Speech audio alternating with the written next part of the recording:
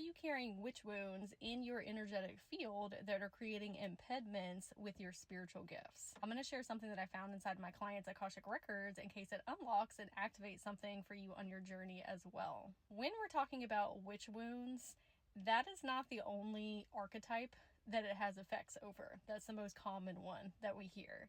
You can be a magician, a wizard, a seer, a shaman, a priestess. It's any time that you have been persecuted in this lifetime or different incarnations for sharing your magic with other people or the world. This can look like you being harmed spiritually, emotionally, physically, mentally.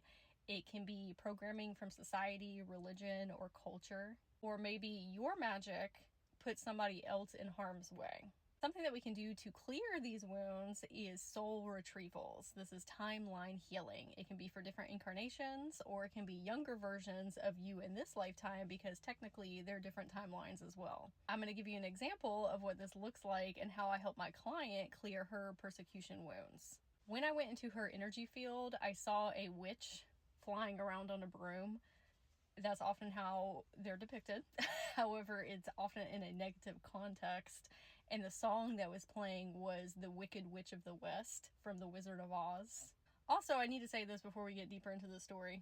We need to be listening to this when we are in a good mental place, because it can be triggering. It can bring a lot of trauma wounds up, not just from this lifetime, but other ones as well. And so just bear that in mind before we get into this story. When I went deeper into her field, there was a woman laying on the ground, and she had a lot of dirt and dust on her, and she was crying, and she just seemed kind of out of it. And I walked up to her and bent down, and I said, "Hey, are you okay? What is going on?" And she was just all out of sorts. I said, "Okay, I need to get her somewhere else, to a healing place. I need to carry her," is what I said to myself. And I need to fly her to this etheric healing spa that I actually saw in a different client's Akashic records that I've been to a couple times thus far. Very beneficial. It's a kind of triage for cosmic and ethereal beings. I have a dragon guardian named Ankh, and I called him forward, and I ended up turning into him, which I have never done before. And this is why it's really important to get into other people's energy fields and their Akashic records, because oftentimes you're not always aware of what you were able to do until it is presented to you. And so in this instance, I was able to anamorph into him, and I flew her to this healing triage, and I put her on a Reiki table, a meditation table, and I was speaking to her and telling her who I was, also sending her healing energy to calm her central nervous system and help her feel safe and secure and relaxed. And I asked her if she could tell me what happened in her timeline. The time period was around the Salem witch trials. She wasn't from Salem, but because this was happening countrywide, she got enveloped into it. In the village that she was from, there was arranged marriages that happened, and her parents had set her up with this gentleman, and he despised her.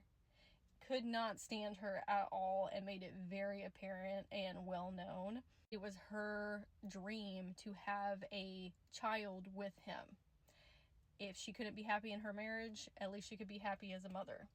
However, he would not have relations with her, and she showed me under her bed that she had some bottles of salve, and it was supposed to make her more attractive with pheromones and just her overall appearance, to try and entice him into having relations so that they could have a baby together. I said, "Where did you get these salves?" She said, "I made them." I said, "Who taught you how to make these?" And I could see some memories starting to pop up in her consciousness, and she was trying to hide them from me. And she said, "I don't want to reveal her identity because it might make her unsafe as well." And what I glimpsed from that memory was that it was a woman in the woods. We're all aware of that archetype, right? That has kind of been banished on the outskirts of town, that is creating healing tonics and potions, and people go see them in secret and pay them for things. Well, apparently she had been going out to said forest and learning from this woman. I said, "Don't worry, I don't need to know specifics. I got enough of it, and I appreciate you concealing her identity as well." She told me that there were these persons called poachers that would go into different villages and search homes trying to find witches. And one day the poachers showed up at her cottage and found the salves under her bed. Her husband was at home during that time, and they started to try and drag her out of the house. And he said, "This is my wife. I have a right to deal with her how I want to deal with her." And luckily they said, okay. And he said, "I'm going to take her outside of town." He took her to the outskirts of town, and before he tossed her out, he said that he was going to tell the poachers that he had dealt with her and that they didn't need to worry about it anymore, which in all honesty, at least he was beneficial in that way. Okay, making sure that she survived. So he said, "Get out of here, never come back, run."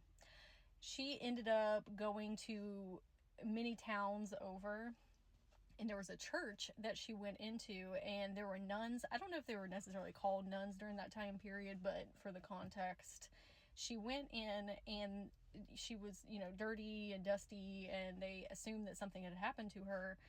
And she told them that her husband had tried to, because they couldn't have a baby together, she was unable to conceive. That was not the whole truth, obviously, but during that time period, if you were a single woman, you were expected to get married and bear children. But if you went into the church and became a nun, then you have a relationship with God instead, and those expectations are not put on you, and you have a safe place of refuge. And because of the trauma that she had incurred going this route, she would never have to attach herself to another man again.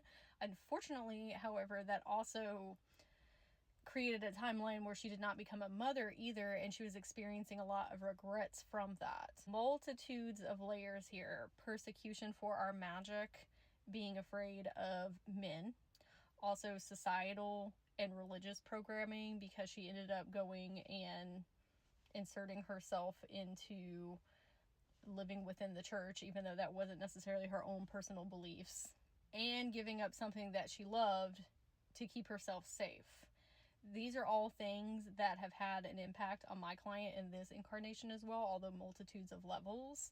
And so this is where we see karmic rollover, trauma, and lessons that need to be worked through in order to evolve and grow as a soul. How I was able to find her in the first place was my client in this incarnation said, "Hey, I feel that I have some generational or ancestral trauma that is keeping me from moving forward in my spiritual gifts or embodying my most empowered version, especially having a spiritual business and wanting to grow and evolve that and attract more clients and just expand her abilities overall." And I said, okay, let me go take a look-see. So that was the intention. And I called her forward and figured out what had happened in her story, while also healing her at the same time by talking through it and helping her relax her central nervous system and helping her feel safe and secure.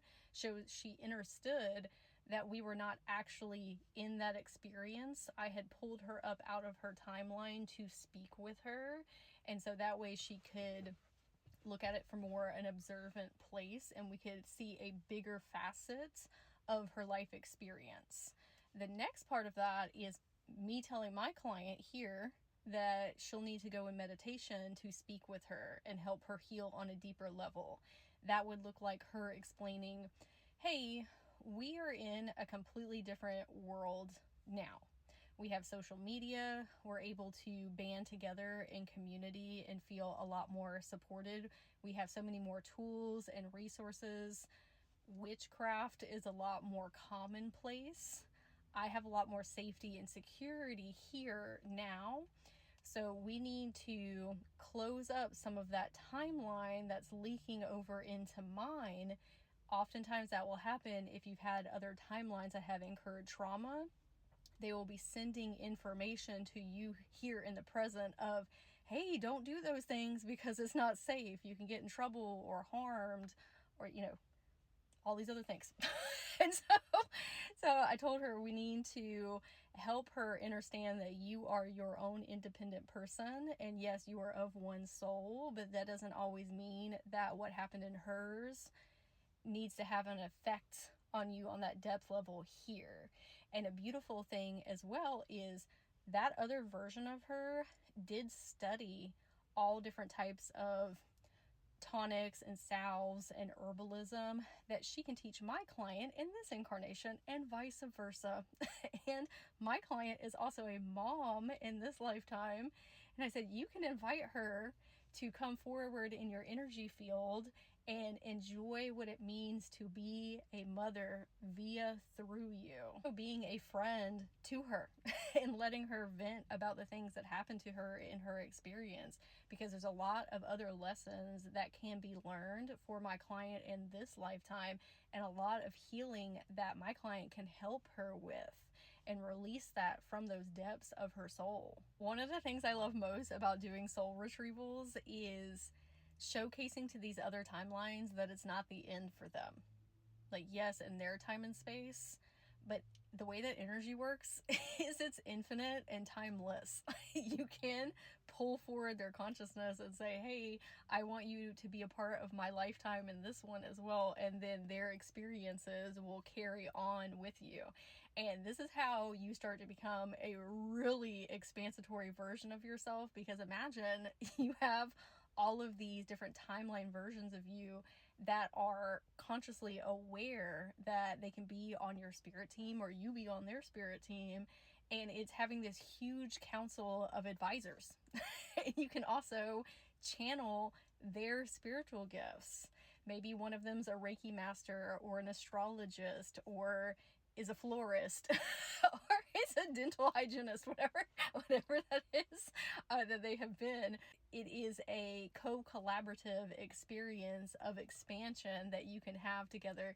And once you start awakening multitudes of timelines to one another, you start becoming more aware in your future timelines as well, future incarnations. Like, oh, I'm going to wake up faster and faster and faster and faster every single lifetime. For now, how we're seeing kids that are being birthed that are already fully awake right out the gate. I would love to hear in the comments if this unlocked and activated something for you, if you have a deeper understanding of persecution, witch wounds now, and how to navigate those and the benefits that can come from it. If you want to learn how to access these depth levels within yourself and become your most empowered, expansatory version, become the higher self, the observer of your life, so you can navigate through things with ease and grace and at incredibly deep healing levels, clearing levels, you can check out the Goddess Code Mentorship. You can find that in my bio or in the comments. I also offer individual sessions to help with soul retrievals, inner child healing, help you figure out if you do have impediments with your spiritual gifts, developing your channeling abilities, all the woo-woo, witchy, metaphysical things. And so I hope this message helped, again, unlock and activate something for you, and that you have a super magical day.